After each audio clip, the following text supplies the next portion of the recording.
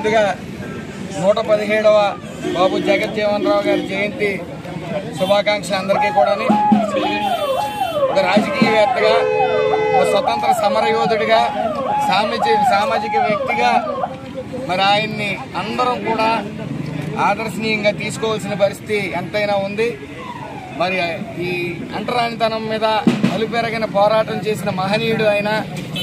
అలాగే ఈ యొక్క కేంద్ర, ముఖ్యంగా మొదటగా ఆయన తీసుకున్న శాఖ కేంద్ర రాష్ట్ర కార్మిక శాఖ తీసుకోవడం, మరి ఆయన్ని ఆదర్శంగా తీసుకుని మరి ఆయన అడుగు జాడల్లో నడవలసిన పరిస్థితి ఈరోజు రాజకీయ నాయకులందరికీ ఉందని చెప్పి నేను తెలియజేస్తా ఉన్నాను. సుమారు 40 ఏళ్లు దాటి ఆయన పార్లమెంట్ సభ్యుడిగా కొనసాగటం, అదేవిధంగా 1940 నుంచి 46 వరకు క్విట్ ఇండియాలో పాల్గొని 2 సార్లు జైలు జీవితం గడపడమే కాకుండా ఇటు పాక్తో యుద్ధం సమయంలో రక్షణ శాఖ మంత్రిగా ఉంటూ చాలా కీలకంగా వ్యవహరించడం, అలాగే 1976లో ఆహార సంక్షోభం వచ్చినప్పుడు కూడా ఆయన మరి అది బయటపడటానికి, ఆహార సంక్షోభం బయటపడటానికి కీలకంగా వ్యవహరించడం, అదేవిధంగా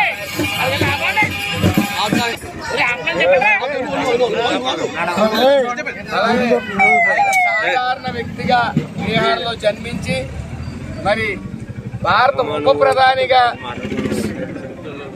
ప్రధానిగా చేయటం, మరి ఆయన్ని మరి ఏ స్థాయి నుంచి ఏ స్థాయికి వెళ్ళారు, మరి ఆయన్ని ఆదర్శంగా తీసుకోవాల్సి ఈ నేటి యువత అందరూ ఆయన ఆదర్శంగా తీసుకోవాలి. ఆయన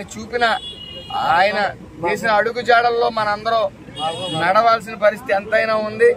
అలాగే మరి ముఖ్యంగా ఈ అంటరానితనాన్ని నిర్మూలించడంలో, అలాగే మరి ఆయన అలుపెరగన పోరాటం చేయటం, అందరూ సమానమే, అందరికీ సమాన హక్కు ఉందని చెప్పి తెలియజేయడంలో కూడా ఆయన ముఖ్య పాత్ర వహించారు.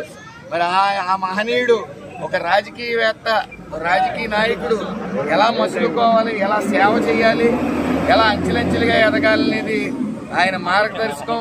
ప్రతి రాజకీయ నాయకుడు కూడా ఆయన ఆదర్శంగా తీసుకోవాలని నిర్ణయించుకుంటూ మరొక్కసారి అందరికీ కూడా 117వ బాబు జగజ్జీవన్ రావు గారి జయంతి శుభాకాంక్షలు.